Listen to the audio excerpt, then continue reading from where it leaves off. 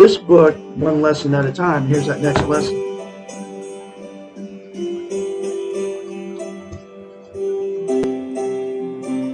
Lesson number 2. What is the meaning of life? The only way to deal with this question therapeutically rather than philosophically is to qualify the question to either what is the meaning of my life, or what is the meaning of life for me? By personalizing the question, we have changed it significantly from something abstract and out of our control to something more concrete and manageable for ourselves. Each of us now has a choice about what we consider important and how we prioritize the essentials of our own life. The meaning of our life, because of its subjective nature, must be found within each person. The answer cannot be found in the externals. It cannot be found in another person. Unfortunately, it cannot be handed to us, either in book form or in therapy. The best that another person can do is to function as a guide, to point out new directions and perhaps provide some new materials which may lead to insight. And that's what I am for you folks. The 4 things to yourself in the mirror will give you internal peace and self-esteem on steroids, I kid you not. That's something that nobody's ever told you before. Okay.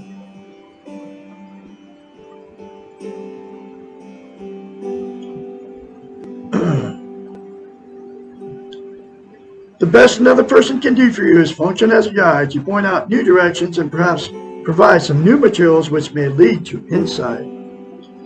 Others may help us learn new perspectives and present choices that we may not have thought of by ourselves.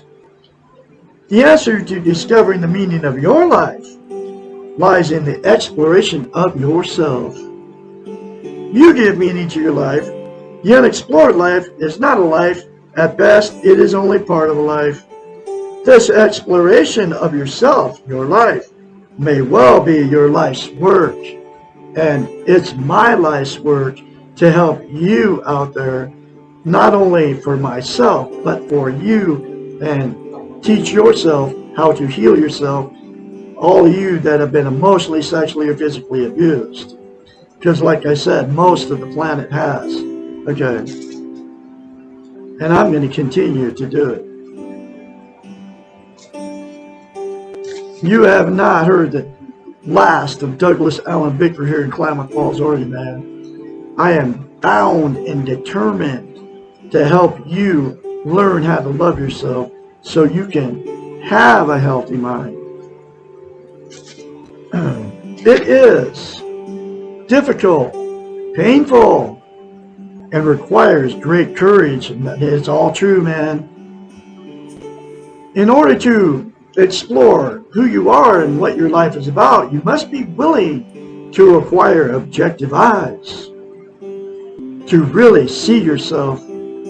This means that you must let go of myths, illusions, and expectations that have accompanied you and helped you avoid the pain of living.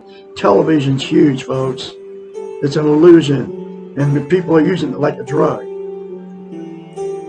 I refuse to watch it. I will not watch it unless it's like an old VHS movie or something like that. You know, you must be willing to ride the pain and drop your defenses. This is hard work, and like most explorations, involves commitment, encouragement, and energy. Along the way, you will learn the art of loving, first towards yourself, which is the 4 things to yourself in the mirror daily without fail, and later towards others. The result of this exploration of yourself in your life is that you will learn the art of being whole, of being balanced. All aspects of you, mental, emotional, spiritual, interactive, are in harmony and work together. You become more at peace with yourself and with your world. That's what the internal peace is you'll get by attaining and maintaining self-esteem. In the process of exploring your life, it helps you to begin by looking for the meanings of life in the small, everyday acts of courage that are always present. Recognizing that life is lived in the moment, the here and now, and not in the past, also helps. It takes an act of courage to stop time jumping from the past to the future and to stay focused on the present. Every day, I say to myself, I will not live in the past in guilt. I will not live in the future in anxiety. I will live in the now. And anytime I start going to the future, like getting in anxiety, I tell myself, you're not going to live in the past in guilt. You're not going to live in the future in anxiety. You're going to live in the now. And this is how you heal yourself, folks. It's called self-affirmations, positive affirmations. Never say anything bad about yourself.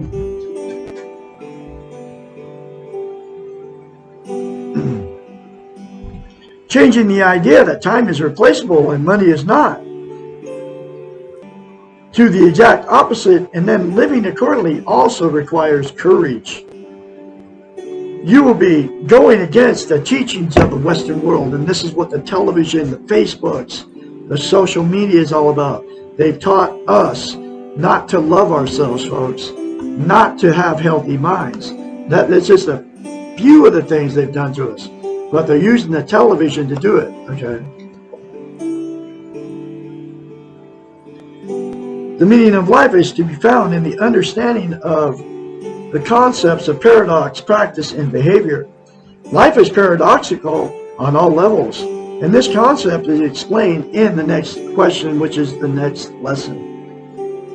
The best approach to understanding practice is to use the metaphor theater. This life is a rehearsal for what is to come, and rehearsals are a process which allows making mistakes in order to learn. If you're lucky and have good direction, you will receive encouragement while you are learning. And that's what I can be for you, folks. I can encourage you to keep doing what you're doing when you start feeling it, when you start saying those 4 things to yourself in the mirror every day. Because the more you say it, the more you feel it, and the more you're going to believe it, and the more healthy-minded you're going to get.